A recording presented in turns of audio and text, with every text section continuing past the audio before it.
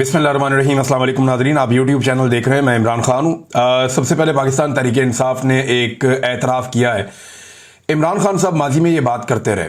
उन्होंने बहुत सारे इंटरव्यूज़ में कहा कि जनरल कमर जावेद बाजवा को एक्सटेंशन देना मेरी एक बहुत बड़ी गलती थी, मुझे कभी भी ये नहीं करना चाहिए था। और ये जो एक्सटेंशन वाला मामला है, इसमें इमरान खान साहब ने अपने एक उसूल को तोड़ा था। यानी उससे पहले भी वो दावा करते रहे कि एक्सटेंशन नहीं होनी चाहिए, किसी की भी नहीं होनी चाहिए। फिर क्योंकि जब आप इक़्तिदार में होते हैं तो फिर आपकी कुछ मजबूरियां होती हैं, और इमरान खान साहब ने वहां कंप्रोमाइज़ किया जो गलत था। वो इमरान खान साहब को कभी नहीं करना चाहिए था। तो ये कमज़ोर सियासतदान की निशानी होती है जब वो इक़्तिदार के नशे में वो कमज़ोर हो जाता है और वो काम करता है जो उसको नहीं करना चाहिए था। लेकिन जनरल कमर जावेद बाजवा ने पूरा एक जाल बिछाया और बड़ी मीठी मीठी बातें करके उसने एक्सटेंशन ले ली। ना सिर्फ इमरान खान से बल्कि सारी पॉलिटिकल पार्टी से। आज तक की तमाम कानून साजियों में सबसे बेहतरीन काम वो हुआ था जब जनरल बाजवा के लिए एक ही सफ में खड़े हो गए महमूद और अयाज, तो सबने जाके जनरल कमर जावेद बाजवा को एक्सटेंशन दे दी। अब जनरल बाजवा की एक्सटेंशन को इमरान खान साहब ने, ये वाहिद आदमी है जो अपनी गलती तस्लीम करता है। बड़ा आदमी होता है ना वो, जिससे गलती हो जाए तो वो कहता है जी मैंने गलत किया था और मैं इसको तस्लीम करता हूं, और वो उससे सीख कर आगे बढ़ता है। पाकिस्तान में सियासतदान कभी भी अपनी गलतियों को तस्लीम नहीं करते। यानी जनरल अशफाक परवेज कियानी को एक्सटेंशन दी जिन लोगों ने, वो इसके ऊपर कभी बात नहीं करते। जो लोग आज तक माजी में गलतियां करते रहे उन्होंने कभी कौम से माफी नहीं मांगी, लेकिन पाकिस्तान तहरीक इंसाफ ने आज बाकायदा इसे अपनी संगीन गलती करार देते हुए कौम से माफी मांगी है। ये बात कर रहे थे असद कैसर साहब, जो स्पीकर थे उस दौर में जब बाजवा साहब को एक्सटेंशन दी गई थी, और इन्हीं के जेर निगरानी ये कानून साजी हुई थी जिसमें जनरल बाजवा का मामला क्योंकि कोर्ट में चला गया था तो फिर एक्सटेंशन का मामला वहां से हुआ था। अब जनरल कमर जावेद बाजवा को एक्सटेंशन देना हमारी सबसे बड़ी गलती थी और एक तारीखी संगीन गलती थी जिस पर हम कौम से माफी मांगते हैं। तारीखी तौर पे गलत फैसला था। तो ये पाकिस्तान तहरीक इंसाफ ने कहा, और ये जिसके लिए हम पूरी कौम से माजरत ख्वाह है। इस वक्त तहरीक इंसाफ ने दुखती रग को छेड़ा है। इस पे महमूद अचकज़ई साहब ने भी कहा कि जी ये तो मिलनी नहीं चाहिए किसी को भी, किसी भी जगह पे एक्सटेंशन नहीं होनी चाहिए, हम उसका कभी भी साथ नहीं देंगे। तो बात तो उसूल की है। जब आप किसी को एक्सटेंशन देते हैं तो उसके नीचे जितने भी ऑफिसर्स होते हैं उन सबका हक मारा जाता है। पूरा का पूरा एक बैच जो है वो महरूम हो जाता है तरक्की से, और सारा का सारा जो स्ट्रक्चर है इदारे का जो पूरा बना हुआ है कानूनी, वो बिगड़ जाता है। लेकिन ये जो एक्सटेंशन है ये दी गई थी, इसमें कौम से माफी मांगी गई है, और इस वक्त ये माफी मांगे जाना ये बड़ा मानी खेज है।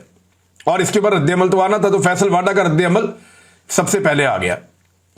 देखिए ये जो माफी वाला मामला है ना कि कौम से हम मांग रहे हैं, ये 1 साल पहले भी पीटीआई मांग सकती थी, 6 महीने बाद भी मांग सकती थी। लेकिन ये टाइम बड़ा क्रूशल है क्योंकि इस वक्त इन चीजों का फैसला हो रहा होता है कि मौजूदा आर्मी चीफ को एक्सटेंशन मिलेगी या नहीं मिलेगी।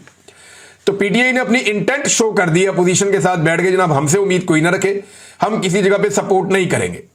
जनरल बाजवा ने जब एक्सटेंशन ली थी इमरान खान साहब के दौरे हुकूमत में, तो उन्होंने ये बंदोबस्त किया था कि सारी पॉलिटिकल पार्टीज का मुश्तरका आर्मी चीफ मैं होऊंगा। यानी मैंने कंट्रोवर्शियल नहीं होना ये चाहिए कि PMLN, peoples party, MQM, Jamaat Islami, Fazlur Rahman, ANP, अब पीटीआई, सारे मुझे वोट डालें, इसका उन्होंने बंदोबस्त किया था। और सबने आकर उन्हें वोट डाला था नवाज शरीफ साहब की मर्जी से। और फिर मियां साहब की डील भी आपको याद है इसी बीच में हुई थी। अब क्योंकि जनरल बाजवा साहब की एक्सटेंशन सबने मुतफिका तौर पे की थी, तो उन्होंने यह साबित करने की कोशिश की कि मैं कंट्रोवर्शियल बिल्कुल नहीं हूं। लेकिन जनरल आसिम मुनीर साहब का मामला अगर आगे आता है तो पीटीआई ने और अपोजिशन ने अपनी इंटेंट, या जो वो करने जा रहे हैं, या अपनी सोच उन्होंने पहले ही कौम के सामने रख दी है कि नहीं जी हम किसी एक्सटेंशन के हमायती नहीं है। इस वक्त ये क्रूशल है और ये दुखती हुई रग है। फैसल वाडा ने इसके ऊपर रद्द-ए-अमल दिया, और फैसल वाडा ने इसके ऊपर एक जो है वो ट्वीट भी किया, और वो ट्वीट मौजूद है सोशल मीडिया पे, आप देख सकते हैं। उन्होंने कहा कि एक्सटेंशन नहीं, तसलसल जारी रहेगा और रहेगा। तो उन्होंने कहा कि किसी में दम है तो तसलसल रोक कर दिखाए, पाकिस्तान की तरक्की का यह सफर इंशाअल्लाह जारी रहेगा। अच्छा, ये अब तसलसल किसे कहते हैं? एक्चुअली ये जो अभी सारा आपका एक हाइब्रिड सिस्टम चल रहा है, इसी का तसलसल चाहते हैं। और ये जो हाइब्रिड निज़ाम है जिसको वजीर दिफा खुद कहते हैं कि एक दोगला निज़ाम पाकिस्तान में चल रहा है, हम तो नाम के हुक्मरान हैं।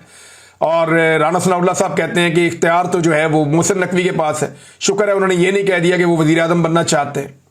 आजकल ये भी खबरें आ रही है कि आने वाले वक्त में शायद उन्हें वज़ीर आज़म बना दिया जाए, और ये सारा काम भी इन रवायती पॉलिटिकल पार्टी से करवा दिया जाएगा। जैसे मुशर्रफ ने शौकत अजीज को लाकर वज़ीर आज़म बना दिया था, तो कोई मसला नहीं है। जब आर्मी चीफ ये चाहेगा, फील्ड मार्शल, और उसके बाद इख्तियार होगा और वो उनको उनकी मर्जी की चीज मिल जाएगी, ताकत उनके हाथ में आ जाए, तो वो कुछ भी कर सकते हैं। बहरहाल सेनेटर फैसल वादा ने कहा कि एक्सटेंशन नहीं, तसलसल जारी रहेगा रहेगा और रहेगा। तसलसल का मतलब क्या है? यानी वो इसको एक्सटेंशन नहीं कह रहे कि एक और एक्सटेंशन शायद ना हो, लेकिन तसलसल। तसलसल का मतलब है जो सवाल हमने पिछले वीलॉग में उठाया कि क्या नई तकरीरी दोबारा से एक्सटेंशन मिलेगी और आर्मी चीफ जो है वो आगे बढ़ेंगे, यानी एक्सटेंशन मिल गई और 5 साल आगे बढ़ेंगे।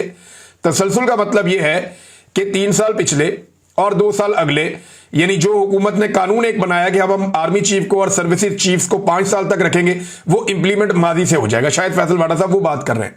यहां खुलकर कोई बात भी नहीं करता, डरते रहते हैं सारे, क्योंकि एस्टेब्लिशमेंट का मामला है और वो बड़ा हसास होता है। लेकिन तरक्की का सफर जिसकी फैसल वाडा साहब बात कर रहे हैं, तो आर्मी चीफ का जो वाहिद प्रोजेक्ट, जो पाकिस्तान का सबसे बड़ा प्रोजेक्ट है, जिसके ऊपर अरबों रुपए खर्च हुए, उनके इश्तिहारात पे, उसके प्रोग्राम्स के ऊपर, गैर मुल्की दौरों के ऊपर, लोगों को बुलाने और उनको इंटरटेन करने के ऊपर, जेनेटरी बीच नाम का एक आदमी आया, सऊदी अरब के वफद आए, बाकी ममालिक के वफूद आए, तो ये एक पूरा प्रोसीजर है जिसको कहा जाता है कि बड़ी कोशिश की गई कि SIFC कामयाब हो जाए। तो SIFC जो है वो एक सफेद हाथी में कन्वर्ट हो गया। अरबों रुपया इसके ऊपर लगा दिया, इसकी मशहूरी पे लगा दिया, इसकी प्रमोशन पे लगा दिया, इसको कामयाब बनाने के ऊपर अरबों रुपया झोंक दिया गया कौम का। लेकिन SIFC से आपको हासिल क्या हुआ? कुछ भी हासिल ना हो सका। दावा यह किया गया था जब आर्मी चीफ ने इसकी बुनियाद रखी, और इसके जितने भी सेगमेंट्स हैं अलग अलग, उन तमाम के ऊपर मिलिट्री अफसरान को बाकायदा, कुछ सर्विंग और कुछ रिटायर, उनको जिम्मेदारियां दी गई थी कि SIFC को पूरी तरह से फौज का इदारा, चाहे वो रिटायर लोग हैं चाहे वो सर्विंग लोग हैं, वो इसको हेड करेंगे और कंट्रोल करेंगे। अब इसमें खुद आर्मी चीफ शामिल है, जो मेन लोग हैं उनके अंदर, और ये उनका ब्रेन चाइल्ड है। तो उन्हें लगा कि फौज जब सारी मिलकर बैठेगी और मिलकर हम करेंगे, तो इस हुकूमत के साथ मिलकर हम बहुत बड़ी कामयाबी हासिल करेंगे। जो इब्तदाई एक तखमीना और अंदाजा था, वो ये कहा गया था कि फौरी तौर पे $100 अरब की इन्वेस्टमेंट पाकिस्तान में आ जाएगी। $100 अरब दावा किया गया फौरी तौर पे पाकिस्तान में आ जाएंगे। अब आया कितना पैसा? टका नहीं आया। यानी SIFC के जरिए से कोई बड़ी इन्वेस्टमेंट पाकिस्तान में नहीं आई जिसको आप कहें कि जनाब अरबों डॉलर पाकिस्तान में आ रहे हैं। ऐसा नहीं हुआ, बल्कि कौम का बहुत सारा पैसा इस इदारे के ऊपर लग गया। अच्छा, जो माजी से पाकिस्तान में प्रोजेक्ट चल रहे थे, जैसे कि मादनियात के हैं, गैर मुल्की कंपनियां काम कर रही हैं, ज़राअत के हैं, दीगर चीजों के, एहसियात के हैं, वो SIFC के साथ जोड़ के उनकी माजी की कारकर्दगी को इसकी खाते में डालने की कोशिश की गई। तो एक ऐसी अजीब पाकिस्तान में इस वक्त मनहूसत चल रही है, क्योंकि जाली हुकूमत है, जाली निज़ाम है, जबर है, फसाइयत है, जुल्म है, निज़ाम इंसाफ तबाह हो गया है, लिहाजा वो एक नहूसत है। उसकी वजह से तमाम इदारे डिक्लाइन हो रहे हैं। तो वहां पे भी SIFC को कोई काबिल जिक्र कामयाबी नहीं हुई। जेनेटरी बीच के बारे में कहा गया जनाब कि ये बहुत बड़ी इन्वेस्टमेंट लाएंगे, वो नहीं आई। फिर नौजवानों का एक ग्रोह पकड़ लिया गया कि जनाब ये क्रिप्टो का जुआ खेलेंगे पाकिस्तान में, और उसके लिए बहुत फैसिलिटेट भी किया गया। अब पता नहीं उसमें कौम का फायदा होता है, नुकसान होता है, ये तो किसी को आइडिया नहीं है, लेकिन फैसले बंद कमरों में हो रहे हैं। और इसमें जो सियासतदानों की या अवामी मुंतखब नुमाइंदों की, अव्वल तो ये मुंतखब नुमाइंदे है ही नहीं सारे, ये तो लटरम पटरम इन्होंने पकड़े हुए हैं, फॉर्म 47 वाले, जाली फॉर्म 47 वाले। वो जो भी पकड़ा गया है इकबाल संघेड़ा सियालकोट से, उसके बाद कोई सिफारिश जाती थी ना किसी MP MNA की, वो कहता था कौन सा MP कौन सा MNA, और मैंने अपने हाथ से दस्तखत किए इसके फॉर्म 47, जाली है ये। तो इस तरीके का जो है वो निज़ाम है। ब्यूरोक्रेसी के सामने भी बेचारे मजलूम है, ये एस्टेब्लिशमेंट के सामने भी मजलूम है। बहरहाल SIFC जो फैसल वाडा साहब कह रहे हैं कि बड़ी तरक्की का सफर नहीं रुकेगा, तो तरक्की का सफर तो बेड़ा गर्क हो गया। और अगर ये तरक्की का सफर हो रहा है, तो मेरा एक सादा सा सवाल है। बहुत सारे लोग कहते हैं कि मईशत बेहतर हो गई है, बहुत सारे लोग कहते हैं कि शहबाज शरीफ ने और फील्ड मार्शल आसिम मुनीर ने मिलकर मईशत को संभाला दे दिया। भाई अगर मईशत बेहतर हो गई तो किसके लिए बेहतर हुई है? अशराफिया के लिए, शुगर माफिया के लिए, गंदम माफिया के लिए, पाकिस्तान के बड़े बड़े माफियाज के लिए, बिजली माफिया के लिए, पेट्रोलियम माफिया के लिए, या ये बड़े बड़े सियासी खानदानों के लिए और मिलिट्री एस्टेब्लिशमेंट के लिए? क्या इनके लिए मईशत बेहतर हुई है? तो फिर तो आप कह देंगे मईशत बेहतर हो गई है। यानी चंद हजार अशराफिया के जो लोग हैं उनके लिए अगर मईशत बेहतर हुई है तो फिर तो ठीक है, मईशत बेहतर हुई है। लेकिन अगर मईशत बेहतर हुई है तो 45% पाकिस्तानी, जो एक मुस्तनद रिपोर्ट्स हैं उनके मुताबिक लगभग आधे पाकिस्तानी गुर्बत की लकीर से नीचे कैसे चले गए। यानी आप ये दावा करते हैं ना कि मईशत बेहतर हो गई है, तो अगर बेहतर हो गई है तो फिर लोगों को गुर्बत की लकीर से ऊपर आना चाहिए। लेकिन यहां उल्टा काम हो रहा है, बजाय लोग गुर्बत की लकीर से ऊपर आए, लोग लगातार गुर्बत की लकीर से नीचे चले जा रहे हैं और जाते ही चले जा रहे हैं। और अशराफिया पाकिस्तान से बाहर अपना बंदोबस्त कर रही है। एक तो ख्वाजा आसिफ ने बताया ना कि पुर्तगाल, ये सभी जानते हैं, और इसी की उम्मत में बैठा हुआ एक वजीर है जिसने पुर्तगाल के अंदर बाकायदा प्लॉटिंग करके बेची है, और वहां पे साथ में वो जो रेजिडेंट्स है वो ऑफर करते थे कि आप प्लॉट ले लें, वहां पे रेजिडेंट्स आपको साथ मिल जाएगी। बेशुमार लोग पुर्तगाल के अंदर प्रॉपर्टियां ली उन्होंने अपने खानदानों के नाम पे, फ्रंट मैनों के नाम पे। ज्यादातर लोग जो है वो अपनी बेगमात को वहां पे बनाते हैं वहां का नेशनल, और उनकी बुनियाद के ऊपर उन पे डिपेंडेंसी का वीजा लेकर वहां चले जाते हैं और वहां पे फिर वो रहते हैं, उनको रेजिडेंशियल स्टेटस मिल जाता है। तो ब्यूरोक्रेट्स की एक बहुत बड़ी तादाद ने, पुर्तगाल हो गया, सेनेगाल हो गया, अमेरिका हो गया, इवन यूएई के बहुत सारे इलाके हैं वहां पे इन्वेस्टमेंट की हुई है। यूएई में ये मिडिल ईस्ट के इलाके हैं जिनमें यूएई भी शामिल है। सऊदी अरब के अंदर मुझे पाकिस्तानी मिले, उन्होंने कहा जी इतनी बड़ी तादाद में पाकिस्तानी यहाँ पैसा लेकर आ रहे हैं कि आप सोच नहीं सकते। क्या मतलब? उन्होंने कोई पाकिस्तानी हमसे रब्ता करता है, हम यहाँ गाड़ियां डाल देते हैं, कोई कहता है जी हम होटल बना लेते हैं, कोई कहता है जी हम इस कारोबार में आ जाते हैं, कोई कहता है जी हम कोई रेस्टोरेंट बना लेते हैं। तो पाकिस्तानी बहुत ज्यादा पैसा लेकर सऊदी अरब में आकर कारोबार करना चाह रहे हैं। यही हाल जो है वो यूएई में है और बाकी मुल्कों में भी है। तो पाकिस्तान से तो पैसा बाहर जा रहा है, पाकिस्तान में तो आ नहीं रहा, और पाकिस्तानी लगातार गुर्बत की लकीर से नीचे जा रहे हैं। अब जनाब ये जो ब्यूरोक्रेसी है या एस्टेब्लिशमेंट के जितने भी चहीते हैं, ये अपने पैसे अपने फ्रंट मैनों के जरिए और फैमिलीज के जरिए बैरून मुल्क मुंतकिल कर रहे हैं। ज्यादातर अपनी बेगमात की नेशनलिटी हासिल करने के प्रोसेस में है, ताकि वक्त आते ही वो पाकिस्तान से निकल जाएं। इनका पाकिस्तान में कोई स्टेक नहीं है नादरीन, इन्होंने अल्टीमेटली पाकिस्तान से भाग जाना, और हर चीज के अंदर करप्शन निकलती है। एक मजहबी फरीजा है हज, उसमें तो करप्शन नहीं हो सकती ना। लेकिन आप ये देखें कि खबर छपती है कि हज इंतजामात 2024, ये 2024 की बात कर रहा हूं, 2025 की बात नहीं कर रहा। 2025 का स्कैंडल उससे भी बड़ा है, नालायकी और नकम्मापन उससे भी बड़ा है। 70,000 हाजियों को पीछे छोड़ के चले गए, वो जा ही नहीं पाए। उन्होंने पैसे दे दिए थे सरकार को, 70,000 हाजियों ने पैसा जमा करवा दिया था, वो हज पे ही नहीं जा पाए, उनका हज ही नहीं हुआ। अंदाजा करें आप कितना बड़ा जुल्म इन्होंने किया। 2024 वाले स्कैंडल में बता रहे हैं जनाब के बहुत सारी बेजाब्तियां हुई हैं खजाने को। अच्छा, जब एस्टेब्लिशमेंट की पसंदीदा हुकूमत हो ना तो बेजाब्ती कहते हैं, बेकायदगी कहते हैं। लेकिन अगर एस्टेब्लिशमेंट को हुकूमत से कोई सरोकार ना हो या एस्टेब्लिशमेंट हुकूमत की बैक पे ना खड़ी हो तो करप्शन कहते हैं उस पैसे को। यानी अगर इमरान खान के दौर में हो तो कहते हैं ये करप्शन हो गई, और अगर नून लीग के दौर में हो तो आप कहेंगे कि बेकायदगी और बेजाब्तगी हो गई है। ये फर्क है, जरा इसको याद रखिएगा। अच्छा जी, वो कह रही थी खजाने को 40 अरब रुपए का चूना लग गया, नुकसान हो गया है, और ये जनाब हज के इंतजामात में हुआ है। अब अंदाजा करें आपके हाजियों को भी लूटते हैं ये, सरकार को भी लूटते हैं ये, और मजहबी मामला जो है उसके अंदर भी कोई माफी ये लोग नहीं देते। नाज़रीन, फैसल वाडा साहब ने एक इंकशाफ किया और मियां जावेद लतीफ साहब बेचारे बैठ के सुन रहे थे, मुझे बड़ा तरस आ रहा था उन पे। नवाज शरीफ के जो बहुत वफादार लोग हैं उनमें एक मियां जावेद लतीफ हैं, उनकी इस बात की मैं तारीफ करता हूं कि उन्होंने वफादारी की इंतहा की है। यानी उन्हें ऐसा नहीं, अगर वो भी चापलूसी करते और एक खास रास्ते पे चलते तो वो एमएनए भी होते और उन्हें जो है वो मिनिस्टर भी बना दिया जाता, नवाज शरीफ साहब उनकी सिफारिश भी कर देते। लेकिन जावेद लतीफ साहब ने नवाज शरीफ साहब की ज्यादा गेम उठाने के चक्कर में अपनी सियासत भी खराब की, और अब उनके सामने बैठकर फैसल वाडा साहब जो बातें कर रहे थे, मुझे तरस आ रहा था जावेद लतीफ पे कि वो जवाब भी नहीं दे पा रहे, बल्कि कह रहे मेरा छोटा भाई है, कोई बात नहीं। तो फैसल वाडा साहब ने बड़ी टका के जवाब दिया और उन्होंने कहा कि देखे, हमने अपने घर पे बैठ के ना, और फैसल वाडा का घर किधर है और वो किसके साथ बैठकर बनाते हैं ये आप सब अच्छी तरह जानते हैं। उन्होंने कहा जी घर बैठ के तो हमने नवाज शरीफ की प्लेटलेस की रिपोर्टें बनाई थी, यानी घर पे बैठ के बनाई है नवाज शरीफ की प्लेटलेस की रिपोर्टें। जब पीटीआई भी ये कहती थी ना कि नवाज शरीफ बिल्कुल ठीक बाहर गए हैं, यानी उनकी प्लेटलेस गिरी हैं, तो मैंने उस वक्त चैलेंज किया था कि नवाज शरीफ साहब बरतानिया में जो आपकी पहली एक रिपोर्ट बनी थी प्लेटलेस की वो आप पब्लिक करें।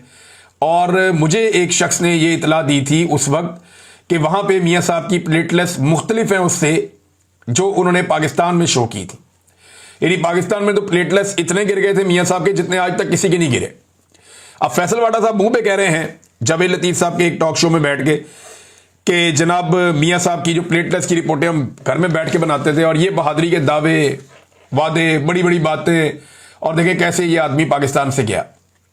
यानी मियां नवाज शरीफ साहब जो है, जिस तरह उन्होंने पाकिस्तान छोड़ा, ये पीएमएलएन के वर्कर के लिए कितनी तकलीफ दे बात है कि आज उनके अपने हमायती उनके सामने बैठकर कह रहे हैं कि जी मियां साहब जो है उनके प्लेटलेस की हमने जाली रिपोर्टें बनाई थी और जालसाजी करके मियां नवाज शरीफ साहब जाली बीमार बन के डील करके एस्टेब्लिशमेंट से पाकिस्तान से बाहर गए। और उनके साथ बैठे हुए जो पीएमएलएन के लोग हैं, कितनी ज्यादा वफादारी है जावेद लतीफ की नवाज शरीफ से, ये सब जानते हैं। अब वो भी बेचारे अब नीचे मुंह करने पे मजबूर हैं और उसका सही तरह जवाब भी नहीं दे पा रहे थे, कोई भी तसल्ली बख्श जवाब उनके पास नहीं था। नाज़रीन, मैंने आपसे कहा ना, जैसे इमरान खान के दौर में हो तो करप्शन, और अगर पीएमएलएन के दौर में हो तो बेकायदगी और बेज़ाब्तगी का लफ्ज इस्तेमाल करेगा मीडिया। इसी तरह इमरान खान के दौर था उस्मान बुज़दार ने, पंजाब में उस्मान बुज़दार का दौर था। पंजाब में कोई गेम पड़ी थी और एक होटल को शराब का लाइसेंस मिल गया था, और जब उसको लाइसेंस मिला था तो रोला पड़ गया था। बहुत सारे हमारे जो दीन के ठेकेदार हैं मजहब के, वो भी आ गए थे मैदान में। बहुत सारे लोगों ने बड़ी तनकीद की थी, बड़ा रोला पड़ गया था हर तरफ। अभी शहबाज शरीफ और मोहसिन नकवी का क्योंकि दौर है, तो इस्लामाबाद में 4 होटलों को ठेके मिले जनाब के, लाइसेंस मिल गए शराब वराब पिलाने के, बेचने के। तो उसके ऊपर कोई रोला नहीं डाल रहा, ना मजहब के ठेकेदार जागे ना कोई और जाग रहा है। तो मैं आपको बता रहा हूं कि जब एस्टेब्लिशमेंट किसी के साथ खड़ी हो ना, तो उसके गुनाह भी माफ करती है वो, और वो करवाती है। ये मौलवी मिलिट्री अलायंस जो है ये बहुत पुराना है। मौलवी तभी जागता है और तभी चिल्लाता है जब मिलिट्री उसको कहती है कि आप ये करें, अदरवाइज मौलवी नॉर्मली चुप रहता है। आपके सामने एक ऐसे आदमी की मिसाल है जो माजी में बड़ा एंटी एस्टेब्लिशमेंट बना फिरता था, बड़ा उछल उछल के पुड़क पुड़क के बातें करता था। अब आप उस आदमी को देखें तो वो ऐसा लगता है कि एक एस्टेब्लिशमेंट के टाउट और चमचे से ज्यादा कुछ नहीं है। उसका सारा का सारा इनकलाब बह गया, फारग हो गया, उसके पल्ले ही कुछ नहीं बचा बेचारे के। तो नाजरीन, एक और जो प्रॉब्लम है हुकूमत के लिए सबसे बड़ी, वो सोशल मीडिया है, क्योंकि वहीं पे ऐसे लोग एक्सपोज हो जाते हैं। मकामी और रवायती मीडिया को तो आप काबू कर लेते हैं, लेकिन सोशल मीडिया आपके काबू नहीं आता। अब इसमें एक सरफराज बुगटी साहब हैं, एक सूबे के वजीर आला हैं, वो कहते हैं सोशल मीडिया के चैप्टर को क्लोज करना होगा, यानी सोशल मीडिया को बंद ही कर देना होगा। तो सरफराज बुगटी साहब, आप एक सूबे के वजीर आला हैं, आप अपनी फैमिली को और बच्चों को तो वहां रख नहीं सकते, उनको महफूज मुकामात पे आपने मुंतकिल किया है, आप सोशल मीडिया बंद कर देंगे। देखें, मार्शाल्लाह का ये कोई अगला मरहला होगा जब आप सोशल मीडिया पूरी तरह से बंद कर देंगे। वैसे तो बलूचिस्तान में बार बार इंटरनेट मोबाइल बंद हो जाना ये आम सी बात है, ये वहां होता रहता है, लेकिन पूरे मुल्क में अगर आप ये सोशल मीडिया को बंद कर देंगे तो एक घुटन पैदा होगी, और एक दिन जब ये घुटन खत्म होगी ना, तो फिर आप में से कोई भी दिखाई नहीं देगा, आपको और आपके मालिकों को बदतरीन शिकस्त हो जाएगी। मुफ्ती साहब भी साथ है जनाब, वो पहले चांद देखा करते थे, अब वो सोशल मीडिया देखते हैं। उन्होंने भी सोशल मीडिया के ऊपर उंगलियां उठा दी और उन्होंने कहा जी बड़ा तबाहकुन हथियार है इमरान खान का ये, और ये किसी को भी तबाह बर्बाद कर देता है, चाहे पीटीआई के अंदर का बंदा हो। तो मुफ्ती साहब को भी मैदान में उतारा गया है। अब अगर मामला चांद देखने वालों तक आ गया है तो फिर आप सुलह कर लें या माफी मांग लें कौम के साथ, और कौम के सामने सरेंडर कर लें, ये ज्यादा बेहतर होगा, क्योंकि कौम तो अपना फैसला कर चुकी है। उधर सुराबकोट में पीपल्स पार्टी का एक जलसा हो रहा था, इन्होंने बंदे शंदे इकट्ठे कर दिए जब बहुत सारे, और जलसे का पूरा बंदोबस्त हो गया, स्क्रीन लगा दी गई, स्टेज लग गया, सज गया, लोग आ गए, तो वहां मौजूद तमाम नौजवानों ने इमरान खान के और पीटीआई के नारे लगाना शुरू कर दिए।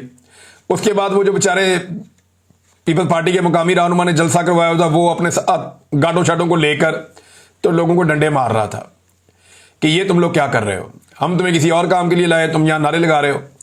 तो अगर अवाम अपनी आई पे आ जाए तो फिर इस तरह के मनाजिर आपको देखने के लिए पूरे पाकिस्तान में मिलेंगे। हत्ता कि जहां पे नून लीग का पिछले दिनों जलसा हो रहा था तो लोग कह रहे थे कि हम तमाशा देखने आए हैं इनका। तो सहाफी ने पूछा भी तमाशा क्यों देखने आए हैं? उन्होंने कहा जी हम देखने आए हैं इनका तमाशा के क्या हो रहा है। उन्होंने कहा तो आप किसके साथ हैं? उन्होंने कहा जी हम तो इमरान खान के साथ हैं, हम तो कैदी नंबर 804 के साथ हैं, हम उसके साथ खड़े थे, उससे ज्यादा खड़े रहेंगे, ये इससे हमारा कोई ताल्लुक नहीं है, हम तो सिर्फ इनका तमाशा देखने आए हैं, क्योंकि नॉर्मली हम म्यूजिकल शो ही रह गए हैं और तो कुछ बचा ही नहीं है।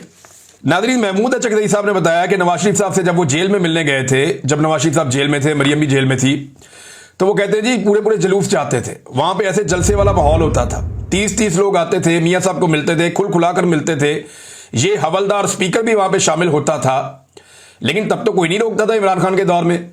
लेकिन आज जो भी किया जा रहा है, एक सहाफी को भी इमरान खान से मिलने नहीं दिया जाता, किसी भी पॉलिटिकल लीडर को इमरान खान से मुलाकात की इजाजत नहीं दी जाती, क्योंकि ये बात पाकिस्तान की एस्टेब्लिशमेंट को समझ आ गई है कि जो आदमी भी इमरान खान से जेल में जाकर मिलता है वो बाहर आकर एटम बम बन जाता है और वो फिर वो करता है कि जिसकी उससे तवक्को नॉर्मल हालात में नहीं की जा सकती। तो इमरान खान में एक ऐसी एनर्जी है, जो लोग उनको जाके जेल में मिलते हैं वो बाहर आकर बड़े सख्त बयानात भी देते हैं और वो उनका डर खौफ भी कम हो जाता है और उन्हें भी ऐसा लगता है कि अगर जेल में डाल दिया जाए तो इससे कोई फर्क नहीं पड़ता। लिहाजा ये जो है वो इमरान खान साहब से इसीलिए मुलाकातें रोकी गई हैं। लेकिन नवाज शरीफ साहब की मौजें लगी हुई थी जेल में। आज इसकी गवाही जो है वो महमूद खान अचकज़ई जब नवाज शरीफ के साथ थे उन्होंने भी इस बात की गवाही दी है। 3 साल पहले तक जब चीनी 80 रुपए किलो थी, जो मातम कर रहे थे, आज जो हुक्मरान है ये मातम कर रहे थे कि 80 रुपए किलो चीनी हो गई, तबाह हो गए, बर्बाद हो गए, लुट गए, अवाम मर गई, ये शुगर माफिया है। और वो सारे इनके साथ मिल गए। बाद में सारा शुगर माफिया इन्होंने ले लिया और अब रावलपिंडी में तस्वीरें लगी हुई है मरियम नवाज की और साथ लिखा हुआ है चीनी 173 रुपए किलो एहसान चढ़ा के। यानी 173 रुपए किलो चीनी मरियम नवाज की फोटो के साथ बिक रही है, ये सस्ती है। और 80 रुपए किलो चीनी आज से 3 साल पहले बिक रही थी, वो महंगी थी। अभी ये तो सस्ती करने के लिए आए थे, इन्होंने तो और महंगी कर दी है, बेड़ा गर्क कर दिया पकड़ के आम आदमी का। तो फोटो भी वहां अपनी चिपका रहे हैं और 173 रुपए की भी अवेलेबल नहीं है। शौक इनके पता कैसे हैं? इमरान खान साहब के नाम पे लोग अपने ब्रांड लॉन्च करते हैं। कई जगहों पे लोगों ने होटल बनाया हुआ है। अजरबैजान में एक शख्स ने बनाया हुआ है, ज़हूर डोगर गालिबन उनका नाम है, उन्होंने बनाया हुआ है एक होटल, उसका नाम है मुर्शद होटल।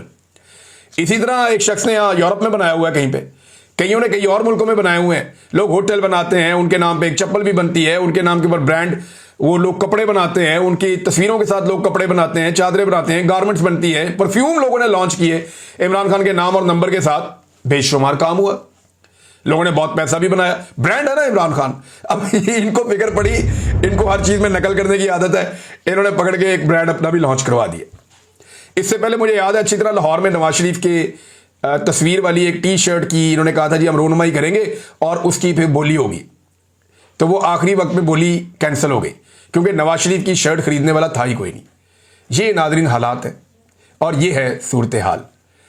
मैं हैरान होता हूं, आप शर्ट के ऊपर सिर्फ 804 लिख के बेचें तो आपकी कैसे बिकती है, और नवाज शरीफ का मुंह भी चिपका के बेचें तो वो मुफ्त भी नहीं लेता।